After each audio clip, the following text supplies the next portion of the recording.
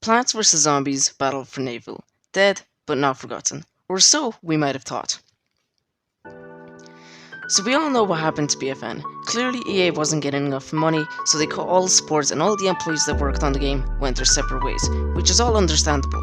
And now the only thing keeping the servers running is Steve. Okay, not that Steve. He's basically an AI. So you might be thinking, okay, so that's it. But it doesn't have to be like that, because we've seen him quietly try different things to bring back some players for seemingly no reason.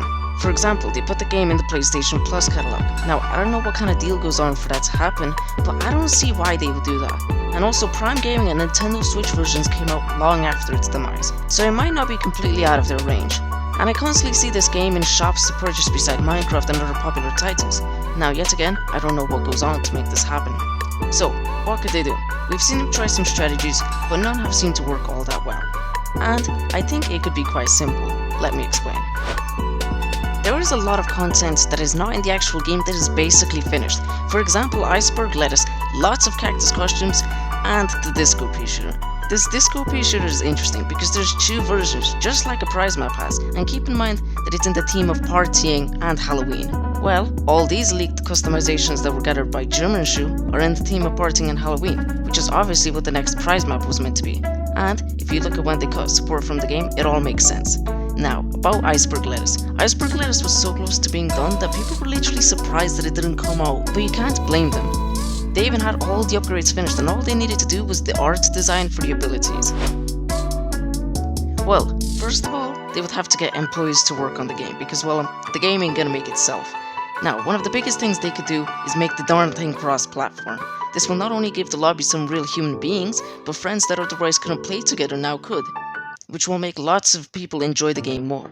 But maybe that won't be the best because, well, the next thing they could do is release the prize map, which will give them a month to decide what to do next. For example, like release iceberg lettuce. And you're probably thinking, okay, so they could get back to work, but that won't make the game popular. Well, let me tell you something. They have a lot of legendary upgrades on the side that they could easily start pumping out consistently. And if they add more unique upgrades, they will get that feeling of variance again. And these legendary upgrades will get people talking and discussing if it's good or not on YouTube and other social media. And people will make guides and tutorials, which will get views, so more people will make videos on the game, which will get feedback.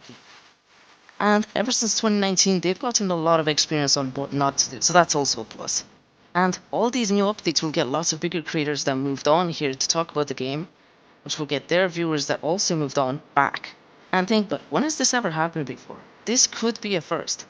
And before I get to my next point, would you like to see the game saved? Comment below. Anyway, you might be thinking, okay, so this is good and all, but it probably will be too much work for not much return. But think about it. Modern Warfare 2 managed to get insanely popular, so if they get it right, it will definitely be worth it. But wait a minute.